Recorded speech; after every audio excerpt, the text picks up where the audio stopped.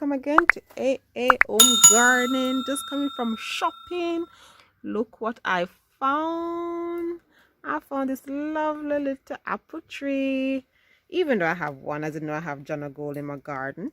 But I saw this beauty and it's in bloom. And it was very hard to resist because even though my jonagold is self-fertile, it doesn't need another one to produce. As you see, I had apple and everything last year and apple forming this year. But look at this beauty. It was too nice to miss. So most of these blooms probably will fall off because it's the first year. It's nice and it's a bare root. There it is. So it wasn't that expensive and I think it was a good find, and it is the Golden Delicious. Golden Delicious. So, you know, with bare fruit, you basically just cut it off, put it in water for 24 hours at least before you plant it. So you're going to be interesting to see if these could blossom, hold on, or if I have to wait until next year to taste it. So what I'm going to do, I'm just going to cut the base bit off and get a bucket of water, put it in, and then repot it tomorrow. So it's gonna be nice if I can get, but if the good thing is, even though my jonagold doesn't require any extra plant for it to fruit, it is nice if you have an extra one. Oh, is there another one coming up there? Is there another surprise in store for me? What is that thing growing there? Oh, hey, that's interesting. So now you just have more than one apple tree or things like that. They encourage more to stay on the tree, so I'm going to have more plentiful. Wow, what's that? Plentiful. Is another piece of apple in there? I'm going to have lots more apples on my tree because of the cross-pollination going on. I don't understand what's going on. What's coming on from the root there? I like surprises. I'm going to get another one. Let's see what's going on with this little tree. I'm so happy. I love buying too much, I think. I just stop buying. My garden is full. I have no space for this little tree. But I have to go and create a space. I went and I saw this in the shop. I literally just could not leave it. So how is that coming up like that? That is weird. So the root is there. It's not the stem. So you can see the main stem is there. This is a root. And it is coming up there. So I can literally take this bit of the root off after I soak it and pot this up as a new apple tree. It's going to be an interesting experiment. So after I soak this in the water, it's difficult to come off. After I soak this tomorrow, what I'm going to do, I'm going to take this bit off. I'm going to try if I can pot it up separately and get another from it. I think what I'm going to do, this is proving difficult to come off. It should be easier than that.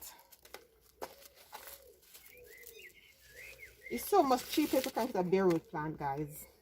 It's probably more work to pot it up and things like that, but the price difference is huge.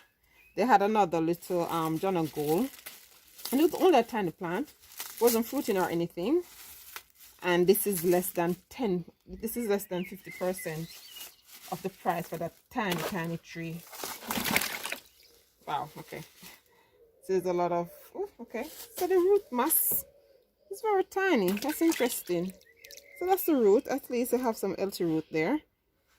And I'll experiment tomorrow. So I just get some water, put it in the water like that, and let it soak overnight. So that's all we have to do when you get bare root plant. And the price difference is worth it because all you have to do is put it in the water. So here's another plant. It came up by itself. So, they're going to be interesting. So it seems like I got 2 plants for the price of 1. So that's the first stage of my bare root plant. Soak it. I'm going to put some more water in there.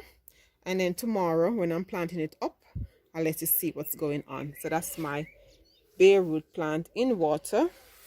So I just leave it along here for no one to bounce it. So it's just there and you can see the blooms on it. So that's it. And then tomorrow when I'm potting it up, I'll let you see what's going on. Now is the next day, so I'm going to repot up my lovely golden delicious.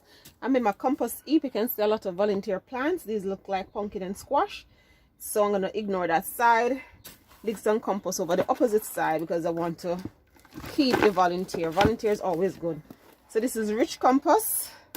And you know the little golden delicious have some little flowers on, so I need some nice rich compost to make sure it holds on, if it's strong enough, because the root mass is not that big, so I'm not sure it's gonna hold on. But nice rich homemade compost with straw, kitchen scrap, everything you can think of is inside here. So lots of wiggly worm, and you can see my volunteers coming up. Nothing like nice rich homemade compost. Oops, not wasting it. So you can see your little worms and everything in your homemade compost. So I'm going to plant up the little one in this as well that was in there. So once there's a wiggly worm, you know your compost is good. Hopefully you can see them. So you have worms everywhere. Everywhere you look, there's worm in my compost. Nice, rich. Look at the soil. See? Gritty, sand. And some of the things have even broken down properly. Nice rich compost. You cannot get any better compost than this. Really, really nice. So I'm going to put my little apple tree in there. So excited to have more than one apple tree, because you know they're going to help the pollination of the other to be even better. So you're going to have much more apples next year. So after filling this with my little homemade compost, what I'm going to do, I was planning to top it up with some normal multi-purpose, but I'm not going to bother. I'm just going to use all this, just this alone, because this is so nice and rich. So nice rich compost. So guys, this didn't take long. I didn't do anything fancy. All my kitchen scrap from my kitchen from last year, I literally just buried it in this container. So compost making is not as complicated as some people make it out to be. I did nothing fancy. Yes, you're just a bit conscious of your green and brown, so you put some cardboard in there. Look at those worms everywhere. Hope you can see them. There's so much worm. So I put everything. So my banana peel, my plantain, my cabbage, everything go in here, every single thing. And if you look, it's broken down so much. Let's see if you can see. If I dig around, and this is only started from, when did I start this compost? I think this one started beginning of December, and everything is broken down. I can't even find anything apart from the volunteer that you're seeing. And probably see if I can find any scraps in there. Sugar cane is hard to break down, so I can find a bit of sugar cane still, but apart from that, it's all broken down. Nice rich compost, easy peasy. Bury everything in the kitchen. The worms will come. See, you have some bit of, I don't even know what this is, but this one haven't totally broken down, whatever that was. But the majority, 98.9% is all broken down, and it stinks in there.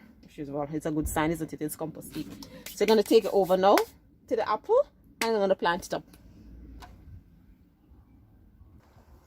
So usually bare root plants, you normally will soak for 24 hours. But as you see, the root mass was very tiny. It wasn't root bound or anything. So it didn't actually require so much. You can see just a little root coming on there, not a lot. Ideally, I would have put it in a bigger container. You can see where, I don't know if you can see the plastic from your end. You can see where the grafting actually took place there. There's like a plastic there.